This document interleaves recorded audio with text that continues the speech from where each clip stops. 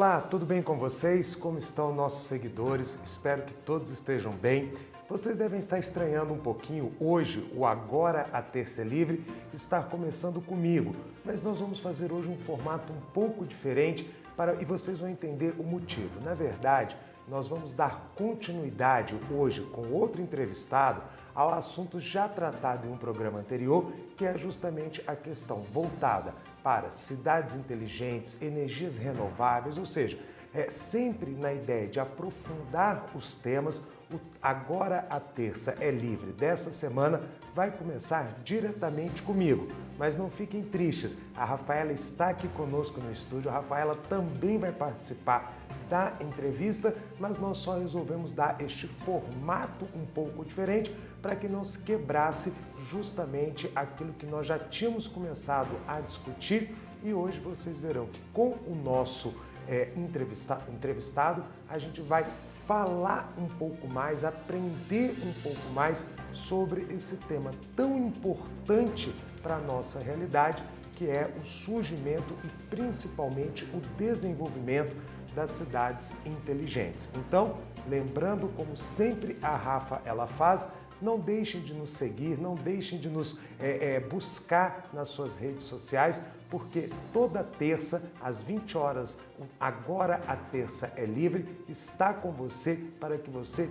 forme a sua opinião e forme a sua opinião baseado em fatos, baseado na verdade. Mas como dizia, ou como diz sempre a minha amiga Rafaela, Brasília sempre está pegando fogo. E essa semana eu queria tratar de alguns assuntos importantes aqui com vocês, mas vamos começar justamente com as manchetes. Vamos começar com aquilo que é notícia nesta cidade e que repercute tanto no Brasil quanto no mundo. E vou começar com uma notícia muito recente, que é justamente a questão da taxação dos sites de apostas que existem no Brasil. Então, o que nos diz o G1? O G1 ele afirma outorga de 30 milhões e alíquota de 15%.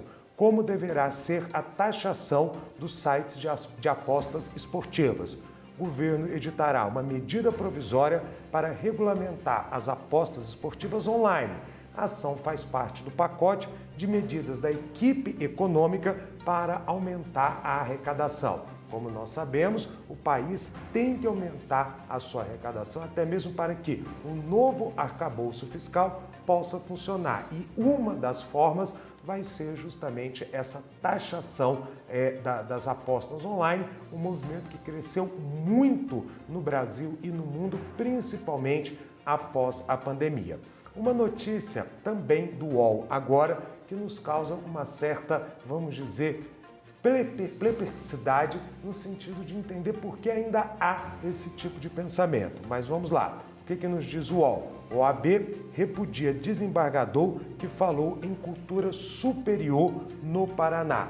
É aquela velha questão, as pessoas falam sem pensar e depois devem se desculpar. O desembargador, durante a sua fala, até mesmo para reclamar do grau de corrupção no estado do Paraná, usou como comparação os estados do Norte e Nordeste, dizendo que o Paraná, como é que o Paraná poderia ser um estado com tanta corrupção, tendo essa superioridade cultural em relação ao Norte e Nordeste do país. É certo investigar, é certo avaliar o que foi falado e, se for o caso, se provar necessário, também punir o desembargador.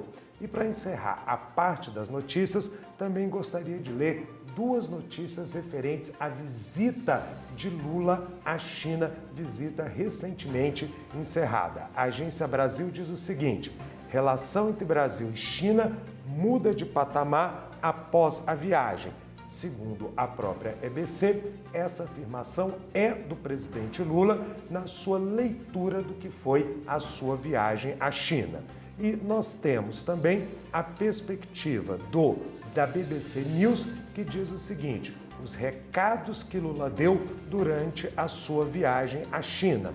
E a gente pode pensar que, segundo a própria EBC, qual seria a grande mensagem de Lula na sua viagem? Ele diz o seguinte: o presidente diz que quer mudar as regras da governança global, tradicionalmente percebida como uma estrutura de poder que beneficia historicamente países como os Estados Unidos e a Europa. E aí eu pego esse gancho desta notícia ou dessas notícias sobre a China já para fazer a minha análise, eu comentar, como a gente faz toda semana, algum fato da política, e vocês vão ver que esta minha análise, ela tem uma relação direta com o nosso entrevistado de hoje. E qual é a grande questão? Lula foi à China, Lula discursou bastante na China, em alguns momentos a fala do presidente, ela trouxe um certo mal-estar, tanto internamente quanto externamente, principalmente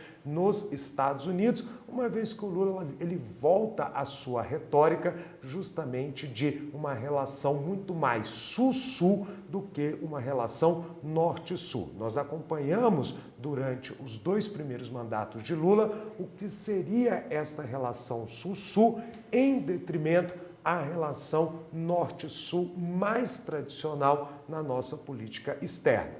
Por incrível que pareça, não vou entrar aqui com vocês num debate voltado, relacionado única e exclusivamente a essa relação internacional. Sul-sul, norte-sul, leste-oeste, ocidente-oriente, não me interessa. Mas eu acho que o mais importante dessa visita de Lula à China é aprender com os chineses a questão da evolução e principalmente do desenvolvimento econômico. Os chineses, há 50, 60, 70 anos, eram um país até mais pobre que o Brasil, com uma população vivendo em uma extrema pobreza, e nos últimos 50, 60 anos, hoje a China se torna uma potência capaz de rivalizar com os Estados Unidos.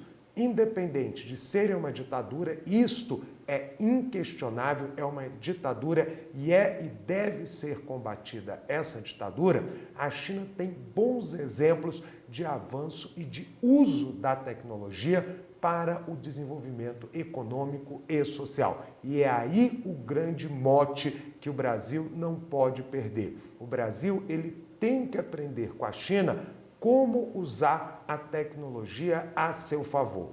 Hoje, as maiores cidades chinesas são todas interligadas, todas dentro do uso da tecnologia super avançada. Hoje, praticamente, o chinês ele consegue resolver quase todas as suas questões via celular, via aplicativos, seja questões relativas ao governo, seja questões relativas à própria relação entre as pessoas. E esse desenvolvimento tecnológico, ele trouxe ganhos. É uma sociedade que conseguiu e investiu principalmente na educação, mas numa educação de ponta para a sua população. A gente tem que cuidar do nosso mercado agro, a gente tem que produzir cada vez mais, nós temos que ser o celeiro do mundo como nós somos, mas isto não pode ser em detrimento ao desenvolvimento tecnológico ou ao desenvolvimento de uma educação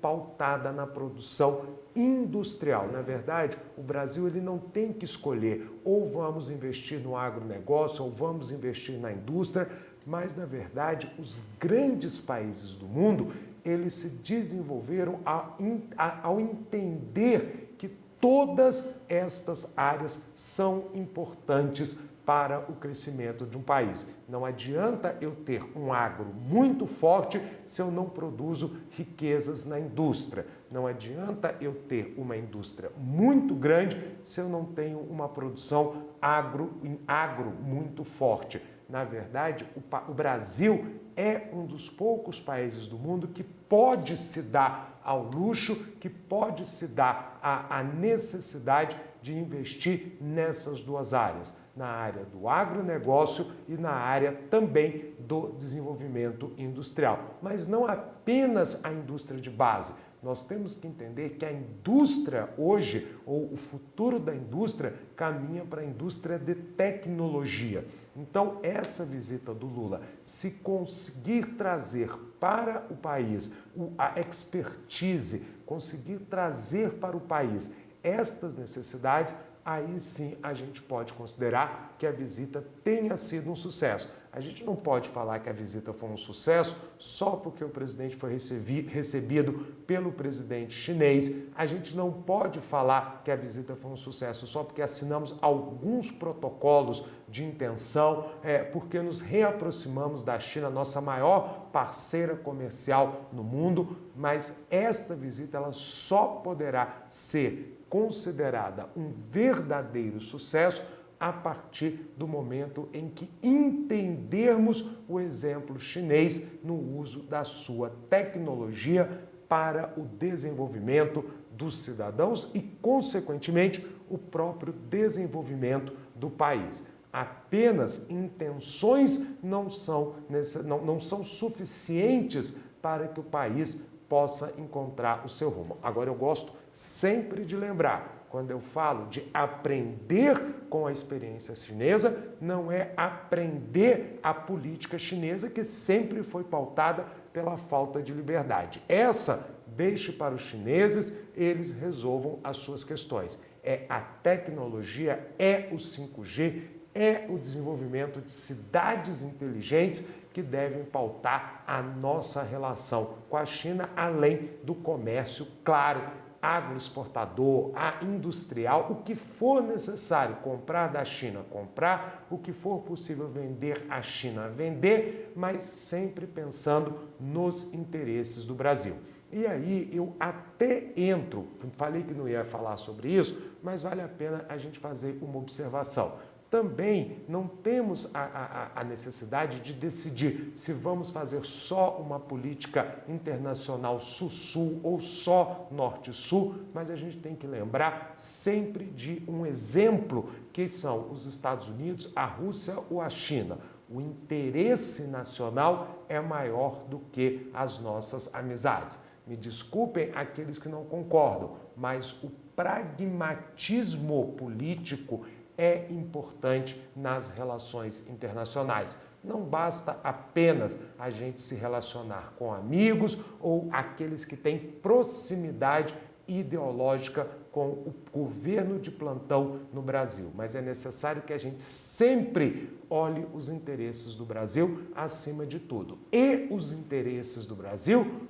passam pelo uso da tecnologia. Sem o desenvolvimento tecnológico, sem levar o Brasil ao século XXI, nós não teremos o país que queremos para o futuro. Onde já se viu uma nação como o Brasil, do tamanho do Brasil, da força do Brasil, e ela não ter uma indústria que produza semicondutores à base de tudo hoje no mundo. Qualquer equipamento do mais simples ao mais avançado, ele precisa de semicondutores. E se nós tivéssemos uma indústria de semicondutores no Brasil, nós já teríamos um grande avanço tecnológico. A China diz que quer trazer, mas qual indústria semicondutora virá ao Brasil? A gente vai novamente só montar peças ou a gente vai, de fato, produzir conhecimento e produzir tecnologia nesse setor tão importante da economia? Por quê? Porque é com ele que a gente vai conseguir desenvolver de forma plena o 5G no Brasil, as cidades inteligentes, melhorar a qualidade de vida da população e, principalmente, tornar o Brasil, fazer com que o Brasil, melhor dizendo, ele volte a crescer de forma sustentável. Então, senhores, é por isso que, como eu disse a vocês no início, o nosso entrevistado, eu e Rafaela, hoje, vamos entrevistar uma pessoa que tem muito a ver com o assunto, continuando a nossa ideia e justamente aprofundando esse debate. Então, nós vamos hoje falar com o senhor Caio Bolina, que vai conversar um pouco conosco sobre 5G, Smart Cities e, principalmente, vai conversar sobre futuro. O professor Caio Bolina é sócio-diretor da Futuro Análise Empresarial, vice-presidente de 5G da Smart City Business América. Ele tem graduação em Engenharia Elétrica pela Universidade Federal do Rio Grande do Sul, atua há mais de 40 anos na área de telecomunicações. Caio, seja muito bem-vindo ao Agora a TC Livre. Para mim e para Rafael é uma honra recebê-lo. Caio, primeiro, eu queria começar perguntando para você sobre futuro. Para onde caminhamos na tecnologia 5G? Ok, mas antes de mais nada eu gostaria de agradecer a oportunidade de me manifestar aqui nesse ambiente de debates, né, que eu acho extremamente interessante. E, bom, o que nós estamos vendo no futuro, aliás, antecipando algumas coisas, é que nós caminhamos para um nível de automatização e até de inteligência artificial, que é um tema que se debate muito atualmente, né, para onde vai a inteligência artificial, bastante grande, né? Isso significa, de certa forma, tá, uma revolução até em determinadas profissões. Tá? O que se diz por aí é que determinadas profissões vão ter muita ajuda da parte de tecnologia e, inclusive, algumas até podem desaparecer. Sim. E, evidentemente, que vão aparecer outras tecnologias, tá certo?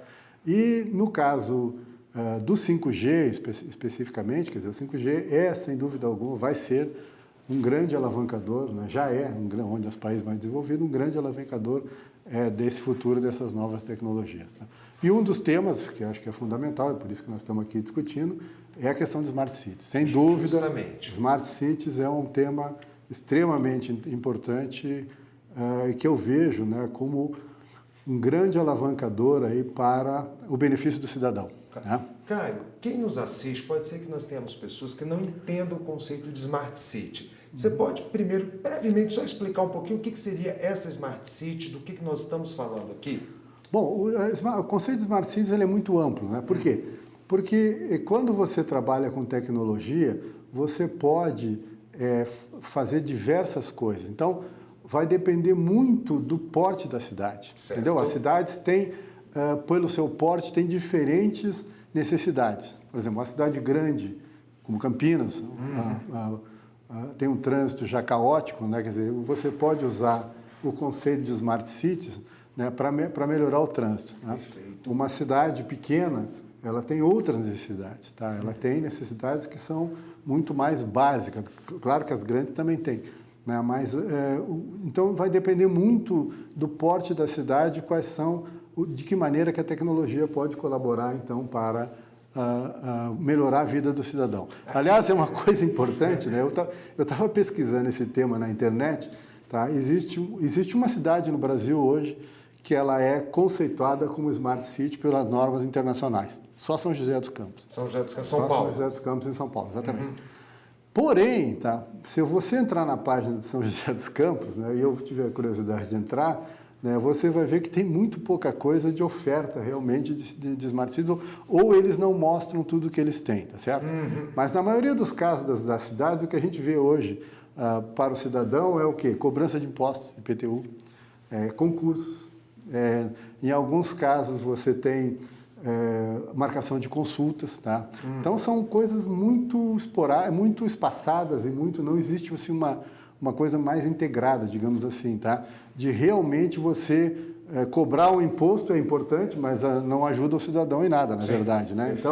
Então tem muita já a marcação de consultas, que eu lembro que foi implementada em Campinas há mais de 15 anos, é uma coisa extremamente importante, porque evita que a pessoa, principalmente a pessoa que depende de transporte público, se vá até uma unidade pública de saúde para marcar uma consulta, que às vezes é longe da casa, tem que pegar 2 ônibus e vai gastar um dinheiro que no fundo ela poderia fazer usando a tecnologia. Caio, eu abri a nossa conversa falando de 5G, né? Certo. Só que a gente sabe que a tecnologia ela demora a se expandir, né? E até onde já chegou o 5G, vamos citar aqui o Distrito Federal, Brasília, por exemplo. Há reclamações já da qualidade do sinal, da intensidade, porque se prometeu muita velocidade e não está se entregando muito. E eu não vou falar do restante do país, que você deve conhecer muito bem a realidade. Sim. Há lugares que nem o 2G, nem o 3G ainda chegam de forma eficiente. Minha pergunta para você é a seguinte: Smart City está estritamente ligada a 5G? Não. Há possibilidade de a gente trabalhar com essa melhoria da qualidade de vida para o cidadão, com o uso de tecnologia, sem ter uma rede 5G, por exemplo, no município, no interior, de qualquer lugar do país? Não, sem dúvida alguma. Quer dizer, você pode... Existem outras tecnologias hoje, tá? Como, por exemplo, tecnologias de wireless de baixa potência, onde, como a LoRa, por exemplo, que é uma tecnologia que se usa bastante já no Brasil, tá? Tem uma rede LoRa já importante, onde você consegue fazer diversos serviços, tá certo? Mas são, digamos assim, você pode usar a rede 4G, tá? Que já está bastante espalhada no país. Você pode usar a banda larga, por exemplo, atendimento às escolas, tá? Escolas públicas, né? Evidentemente que o 5G, até chegar no nível de atendimento de uma escola pública que precisa de muita velocidade para atendimento dos alunos e atendimento de todas as necessidades de uma escola, de uma universidade, por exemplo, que é mais ainda, né? É difícil de você trabalhar só com uma única tecnologia. Então, evidentemente que hoje várias tecnologias estão sendo utilizadas para o benefício, de alguma forma, do cidadão. Vou dar um exemplo, por exemplo. O que as tecnologias, vou falar no plural, né, podem ajudar uma cidade? Tá? Vamos pegar o recente caso que aconteceu aí no litoral de São Paulo. Tá? E, aliás, anteriormente já havia essa preocupação no estado do Rio de Janeiro. É você ter sensores, tá certo? Que monitoram, os sensores wireless, que monitoram o deslocamento de terra. Ah, perfeito. E eles podem... Da chuva. Da chuva, Perfeito. exatamente. E eles podem, então, prevenir, não que eles vão evitar o deslocamento, mas eles vão prevenir que se percam vidas, certo? Eles vão prevenir muita coisa, porque hoje em dia só vão ver o desastre quando ele acontece. Esse tipo de tecnologia já está disponível, tá? Então você pode fazer isso, de certa forma, de maneira isolada, onde você tem esse tipo de problema. Evitaria a tragédia que aconteceu, não a tragédia material, mas a tragédia em vidas humanas que aconteceu em São Paulo e já anos anteriores no Rio de Janeiro. Tá? Então, essa é uma questão. Outra questão, por exemplo, que eu acho importantíssima para as grandes cidades é a questão dos bueiros. Tá? Bueiro entupido, tá? Ou seja, bueiro entupido causa numa enxurrada, e nós estamos na época de enxurrada em várias cidades, né? Agora aqui no centro-oeste e no sudeste. Se você entope um bueiro, você alaga uma cidade. Alaga uma cidade, você causa um transtorno para todo mundo. Né? Então, existe já a tecnologia onde você coloca sensores, né? E na medida que o bueiro está entupido, esse sensor dispara um alarme, então, e esse alarme pode ser utilizado pela prefeitura, pelo serviço de limpeza pública, então, para ir lá e já desobstruir esse bueiro antes que aconteça um desastre. E assim foi, por exemplo, a questão do trânsito, né? A questão do trânsito no Brasil, que as cidades estão... Anteontem eu estava me deslocando aqui em Brasília, para mim foi uma surpresa ver o caos que é o trânsito em Brasília às 6 horas da tarde. Né? Então, imagina. Ontem eu levei 40 minutos para andar 11 quilômetros. E você vê, às vezes, os sinais, né? Os sinais de trânsito, você tem um quilômetro, às vezes, de carro, e o sinal do outro lado não tem nenhum carro e continua vermelho para um lado. Então, você pode regular isso, quer dizer, evidentemente de modo integrado, né, através de uma central de trânsito, usando tecnologia, então, para você, com sensores, então, você fazer a contagem de carros e dizer, não, agora está na hora de parar isso aqui e liberar o outro, e assim sucessivamente. Então, tem vários tipos de aplicação que você pode já utilizar, tá? Utilizando a tecnologia, sem necessariamente utilizar o 5G. Agora, Caio, me causa uma surpresa, né? Você me disse que já existem vários recursos disponíveis, né? Você citou aí na questão para enfrentamento dos desastres, das encostas, eu estava tentando procurar a palavra, porque contra a natureza a gente não vai impedir a chuva. Isso aí é fato. Você citou o semáforo, você citou a questão do bueiro, que eu entendi, são todas tecnologias disponíveis. Por que as cidades no Brasil não usam isso? O que dificulta um prefeito buscar uma instalação de um serviço, de um equipamento nesse sentido? Eu acho que a questão passa por dois fatores que são preocupantes e primordiais. Tá? Um deles é a questão financeira mesmo. As prefeituras, hoje, na maioria dos casos no Brasil, elas são deficitárias. Tá? Então, E a outra é a questão seguinte, tá bom, você arruma dinheiro. Já aconteceram, no meu caso que eu digo, não, no caso da nossa área de telecomunicações, tá? Aconteceram vários casos, por exemplo, a questão de cidades inteligentes que se implantou aí no início dos anos 2000 em vários, quer dizer, o dinheiro, o governo federal deu dinheiro, implantou-se as cidades inteligentes, só que é o seguinte, você não tinha mão de obra especializada para tocar. A legislação é muito complicado você fazer, por exemplo, uma parceria com uma empresa privada, e no primeiro problema que dá num equipamento, você para tudo, porque você tem que fazer uma licitação. Antigamente era 8666, agora tem uma nova lei, mas também é uma lei de licitação. E aí o que acontece? Você para tudo. Tá? Então, as duas barreiras, elas têm que ser transportadas. Quer dizer, na verdade são três, porque tem a questão de legislação também de compras. Então, quando um prefeito vai fazer esse tipo e agora me parece que existe uma nova tendência no caso de acelerar a questão das cidades inteligentes, de novo no Brasil, tá, de uma outra forma, tá, eu acho fundamental que essas questões elas sejam tratadas. Tá? Acho que o nosso maior gargalo hoje é gente, falta de gente, de recursos humanos mesmo dentro das cidades. Porque o que acontece? As pessoas com maiores recursos técnicos nas cidades, como regra, eles saem porque eles vão ter maiores oportunidades em cidades maiores. Nós estamos falando de capacitação e manter as duas coisas. Você capacitar o funcionário e mantê-lo lá. Tá? São as duas coisas fundamentais. Por isso que eu acho que a parceria das prefeituras com o poder público em geral, né, com a iniciativa privada, ela melhora muito a vida. Então, nós temos experiências em várias cidades do Brasil, tá, onde a prefeitura ela fez uma parceria com um provedor de internet na cidade. Então, tem o caso tipo que eu conheço no interior de Minas, que o provedor de internet ele fez uma parceria com a prefeitura e instalou câmeras de segurança na cidade. Em troca, ele instalou as câmeras e em troca ele recebeu do poder público, então, algumas facilidades para instalar os equipamentos dele. Então, houve uma parceria ali muito bem feita, onde ninguém ficou prejudicado. Tá? Ou seja, ele prestou um serviço público, que é outra questão importante, a questão de segurança, né, que eu não abordei aqui anteriormente, mas que também a tecnologia permite. Tem uma cidade no interior de São Paulo, por exemplo, que você só entra e sai da cidade por três ruas, 3 avenidas. Certo. E elas são monitoradas com câmeras de alta resolução. Então, a hora que o camarada, eles colocam um quebra-mola, o famoso quebra-mola, e o cara tem que necessariamente diminuir a velocidade, e aí, nesse momento, ele fotografa a placa do carro, né? E aí ele já checa numa base de dados, né, qual é a condição daquele carro, se ele pagou, se ele foi roubado, etc. e tal. Então, isso diminuiu muito a questão de roubo de carros nessa cidade. Tá? Então, é outra maneira que a tecnologia, que eu até estava esquecendo de relatar, que a tecnologia pode ajudar. Caio, o que faz com que uma cidade seja considerada inteligente? O que se necessita para que diga Excelente pergunta. Como é que eu vou saber que aquela cidade é inteligente ou não? Bom, na verdade, Rafaela, né? Quer dizer, deixa eu pegar meus alfarrábios aqui, certo? Existe uma regra, né? Que é da BNT, né? Que diz o seguinte: para uma cidade ser inteligente, e no caso que eu citei anteriormente, a cidade de São José dos Campos, você tem que passar por 3 normas, né?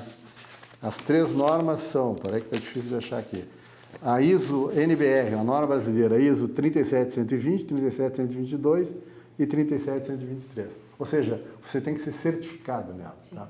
Eu não sou um expert na certificação, mas eu acredito que, evidentemente, que para cada tamanho de cidade, você tenha, evidentemente, requerimentos, ou seja, necessidades diferentes, tá certo? Você não vai comparar uma pequena cidade do interior, né, com uma metrópole, claro, como Brasília. Né?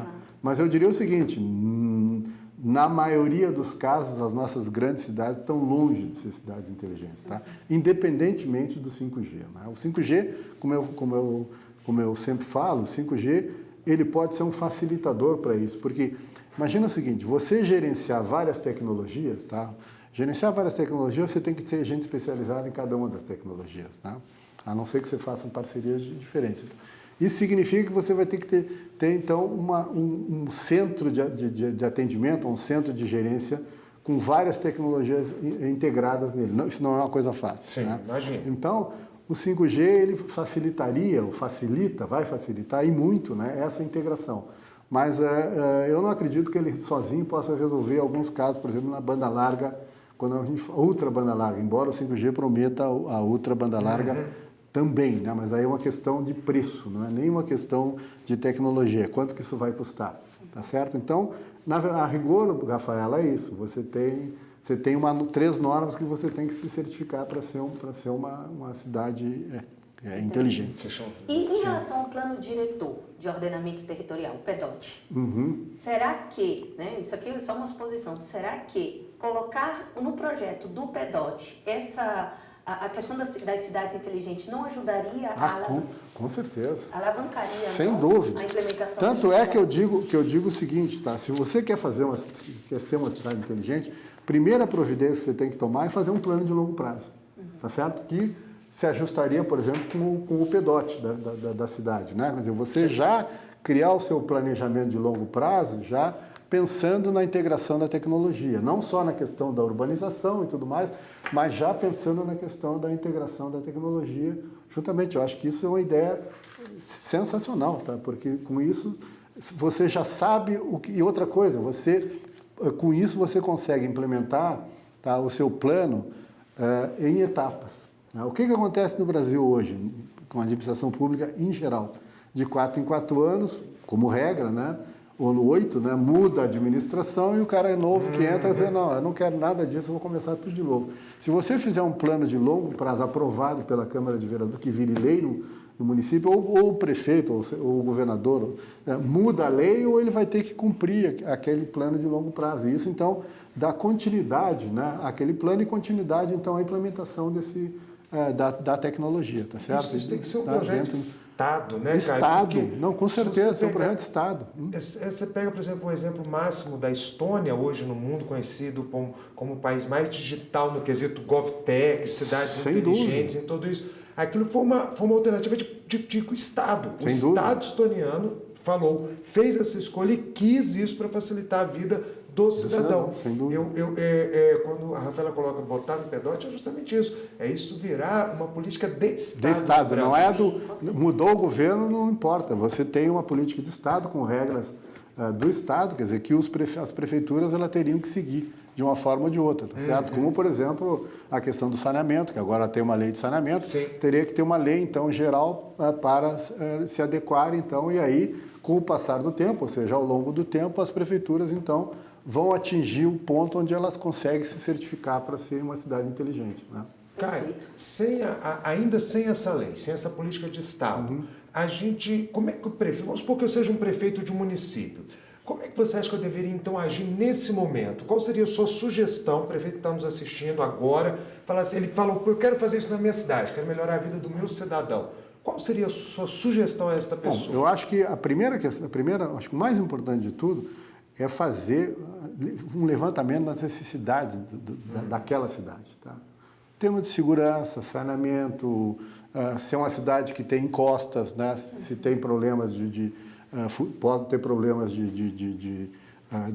desses problemas que nós temos assistindo aí da tragédia das chuvas. Então, quer dizer, essas questões eles têm que ser levantadas, tá, em conjunto com a prefeitura, por uma empresa especializada, tá certo? Bom, a partir daí, então, quer dizer, isso se faz em vários outros campos também. A partir daí, então, você estabelece um plano, tá? Que pode se integrar, então, com o plano diretor da cidade, tá? Tá, onde você vai fazer um planejamento de longo prazo e uma implementação de longo prazo. Porque se você tiver, de repente, através do próprio governo federal, uma oportunidade de você já implementar alguma parte desse plano, você vai lá, pega o dinheiro, né, ou pega os equipamentos que o governo está franqueando, mas você já vai ter, então, uma linha, né, uma linha de implementação dentro de um plano. Não é uma coisa assodada assim que você faz e depois não sabe o que vai fazer, tá certo? Então, por exemplo, hoje eu li, inclusive, que o próprio BNDES, né, está com a linha vai pegar uma linha do FUST, do Fundo de Universalização, para auxiliar as cidades. Então, interessante. tá, é uma coisa interessante, mas não a cidade como, mas as cidades de menor poder aquisitivo, as cidades que estão abaixo de uma determinada linha lá que eles estão estipulando. Então, tudo bem, o prefeito vai lá e tudo, mas ele tem que ter um plano de longo prazo. Quer dizer, não adianta ele lá, eu chego aqui, pego esse negócio, tá, o que eu faço com isso?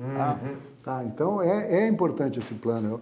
Tá, e aí, então, de acordo com as necessidades do município, primeiro tem que também listar quais são as maiores necessidades do município, e com isso, por exemplo, os municípios mais de menor poder aquisitivo, que estão... você tem uma questão que eu acho que é universal no Brasil, que é a questão educacional. Sim. Tá? Então, você equipar as escolas, né? Por exemplo, o FUST hoje tem um financiamento, né? Para você equipar as escolas rurais. No Brasil, as escolas rurais são as mais desassistidas em termos de internet. Então, hoje tem então, dentro do plano do FUST, então, através do próprio BNDES, que é o agente financeiro, você tem uma linha de financiamento aliás, é uma linha sem reembolso, onde você então atende as escolas rurais. Mas você não vai só atender uma escola rural, você pode aproveitar essa linha então e atender a comunidade que está isolada e dessa forma você vai ampliando o seu escopo, atender as escolas urbanas também. Então, existem níveis de prioridades diferentes que vão depender da cidade. Eu acho que a educação básica ela é fundamental, claro. Tá? Como em qualquer uma das cidades. Sim. Né? Tá? Então, mas você vai ter outros níveis de necessidades dependendo de cada uma das cidades. Perfeito. Caio, infelizmente, nosso tempo está encerrando. Queria realmente agradecer a sua presença. Eu acho que esse tema hoje debatido no programa foi muito importante, principalmente eu acho que para o poder público entender que há saídas, há caminhos, há como fazer ou melhorar a vida do cidadão. Eu não preciso ser a maior cidade do país, eu não preciso ser a mais rica, eu preciso ter vontade política para. Então, eu acho que esse programa foi muito importante, né, Rafaela, para esse tipo de colocação. Mas como infelizmente, o nosso tempo está chegando ao fim, Caio, queria deixar aí, se você tiver alguma mensagem para quem está nos assistindo, se gostaria de falar alguma coisa para quem está acompanhando esse tema e está querendo conhecer um pouco mais sobre esse tema. Olha, eu acredito que, quer dizer, em primeiro lugar, a gente está à disposição, tá, de quem estiver interessado, quer dizer, um tema que a nossa empresa, e eu particularmente... Você pode repetir só o nome da empresa? É Futurion Análise Empresarial. Perfeito. Né? Que nós, e eu particularmente, como vice-presidente da Smart City Business América, estou bastante envolvido nesse tema. Né? Então, por quê? Porque a gente acha, eu particularmente acho que é um tema bastante importante, né? Para o quê? Para o próprio futuro das cidades. Né? Senão, muitas delas, né, o que a gente está vendo aí, é que as cidades estão se tornando inviáveis, as maiores. Né? Então, mesmo que nós tenhamos uma parada aí com a pandemia, quer dizer, o que a gente viu no retorno aí foi um negócio bastante... Então, eu acho que qualquer prefeito, qualquer prefeitura, qualquer tamanho de cidade, ele pode ser inteligente pelas regras que estão aí. Tá? E eu acho que o mais importante, contudo, é o prefeito entender as necessidades da cidade dele e fazer um planejamento, então, onde ele atenda todas as necessidades ao longo do tempo, então, com uma política, como você falou muito bem, vocês falaram muito bem, com uma política de Estado, não uma política de 4 anos ou de 8 anos. Né? Eu acho que isso é importante, não deixar isso como um legado para as próximas administrações, ele ter isso em mente. Quer dizer, então, porque você não vai implementar isso em 4 anos. Tá? Tem que ter muito dinheiro, mas principalmente tem que ter recursos humanos, tá? Porque é uma coisa bastante importante. Mas repara, a maioria das prefeituras do Brasil tem menos de 5 mil habitantes. Elas podem perfeitamente ser cidades inteligentes, não tem problema nenhum. Tá? Tem regras a serem cumpridas, tem certificações, elas podem fazer. Tá? Essa é a mensagem que eu deixo aí para os prefeitos. Tá? Muito obrigado a vocês, tá? Pela oportunidade. Eu que agradeço. Nós uma boa tarde. Nós que agradecemos. Obrigada, muito obrigada. Obrigado. Espero que todos tenham gostado da nossa entrevista de hoje. Eu e Rafaela sabemos que foi uma entrevista muito interessante, muito proveitosa na continuidade dos nossos assuntos, daquilo que nós vemos e estamos discutindo aqui no Agora a Terça é Livre. Quero agradecer a todos vocês que nos seguem, aqueles que estão conhecendo hoje o Agora a Terça é Livre. Passem a nos seguir, cliquem ali na sinetinha, aonde for necessário, para que você possa receber as atualizações do nosso programa. Para nós sempre é uma grande honra toda terça-feira estar com vocês, bater este papo com vocês, com os nossos entrevistados, como foi hoje, e esperamos tê-los novamente na próxima terça-feira, às 20 horas, no Agora a Terça é Livre. Uma boa noite a todos e até mais.